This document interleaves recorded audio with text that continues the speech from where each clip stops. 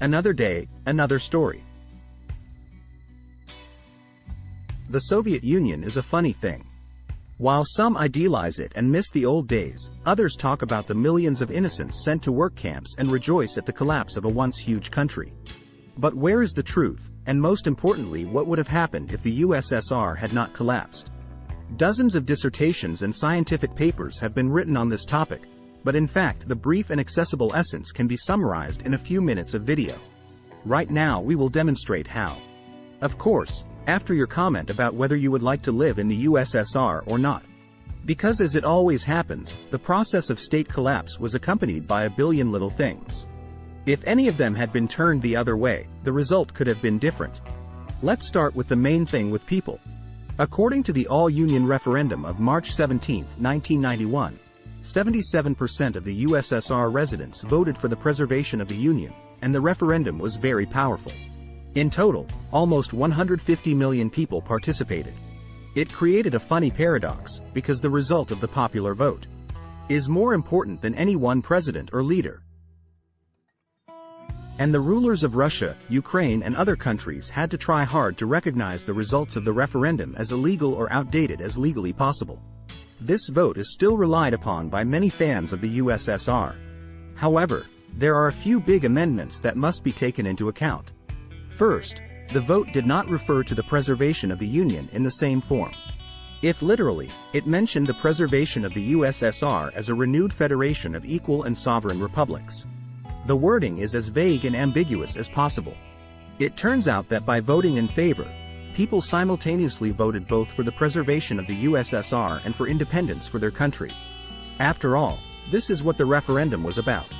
The referendum implied the formation of a new union, a union of sovereign states. This was to be the name of the renewed entity. As it is easy to notice, the prefix Soviet disappeared from the name. There was also such a concept, but some parts of the country proclaimed their independence on live TV, and the state leadership, headed by Gorbachev, tried to think of anything to reform the federation, keeping it within the same borders, even at the cost of liquidating the Communist Party at its head. The idea failed, and the referendum itself raises suspicions. After all, in addition to the murky wording, there were Latvia and Estonia and other countries that actually refused to hold it. The story of how votes were received from there is rather strange, and it does not play a role now. The referendum and everything that happened since 1990 was a stage of agony. And to understand what the world would have been like if the USSR had survived, we need to look more closely at the reasons for the collapse. There are, unfortunately, a lot of them.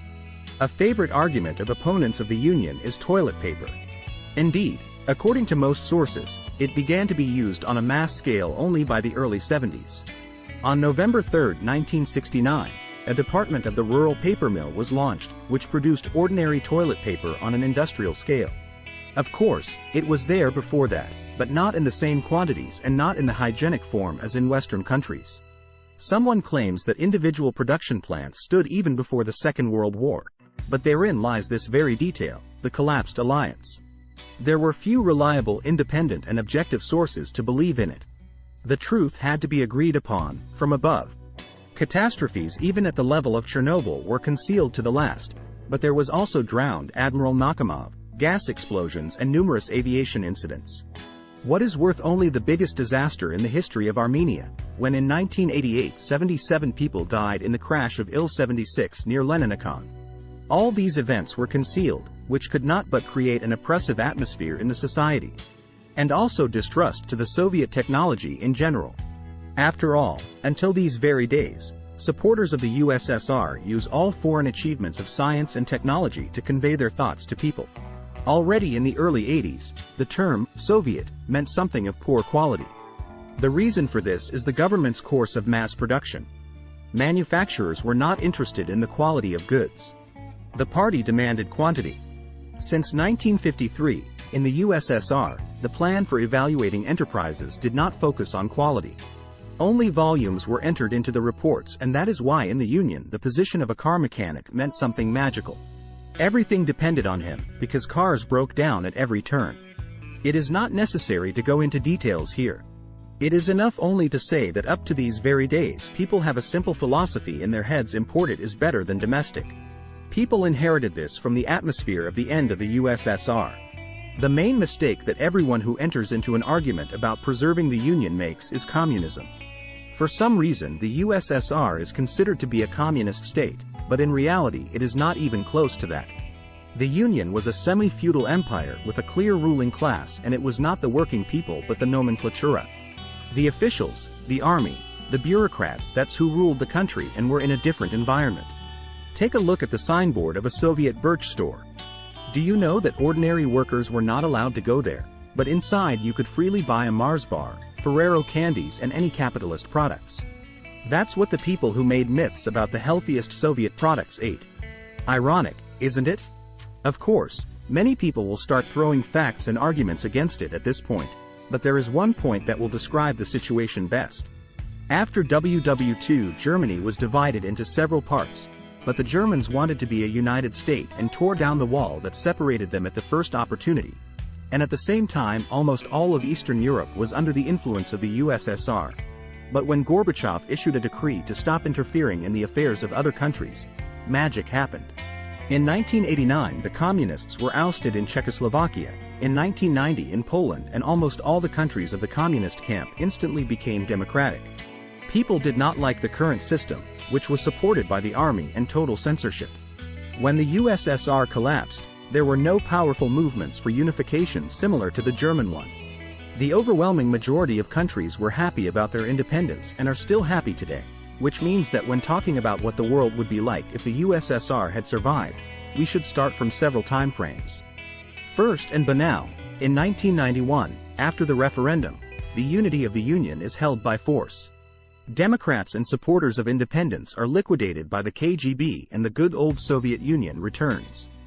What would have changed with this outcome? Nothing. Add to the current situation in the post-Soviet countries the complete impossibility to go abroad, get foreign products and learn at least some truthful information from the media. The power of the classical USSR is based on force, and we would already be in jail if the Soviet Union had been preserved in 1991. Everything becomes a little more cheerful if we go back about 5 more years, to the beginning of Mr. Gorbachev's rule. In general, he conceived the only reform possible in that situation: restructuring. Everything looked great on paper: freedom of speech, transition to a market economy, fair elections. But it was realized as badly as possible. Instead of freedom of speech, people got a hidden situation with Chernobyl. Instead of market economy, food on cards, and instead of fair elections, numerous riots and appearance of murky politicians from nowhere. There is an official paper, according to which everything is fine at the nuclear plant and evacuation of Pripyat is not necessary. Until the Scandinavians found the radioactive cloud, no one was in a hurry to save people. Bureaucrats did not want to lose their privileged status and did everything to preserve it. But if the Union had really deformed the way it looked on paper, the situation would have turned out to be more than funny, for the closest analog of the final state according to Gorbachev's plans is the United States. And there every state has its own laws, but at the same time only a few of them shout about independence.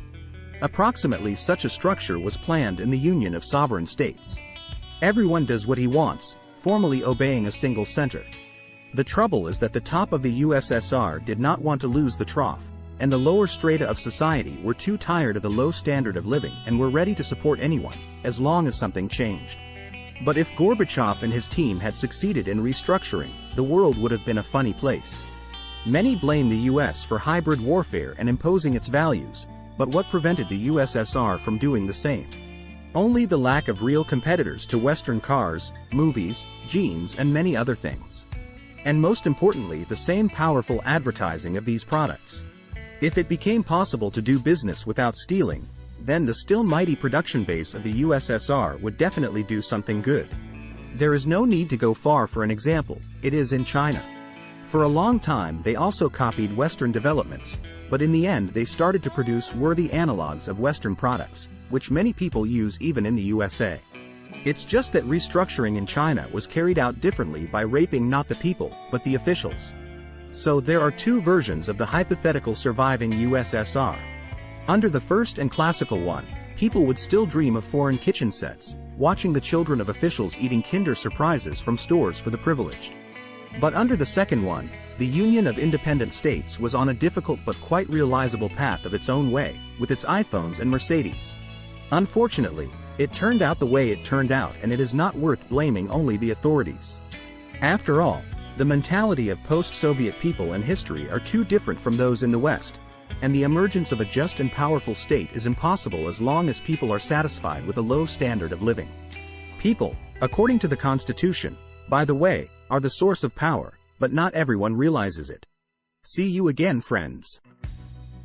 Thanks for watching.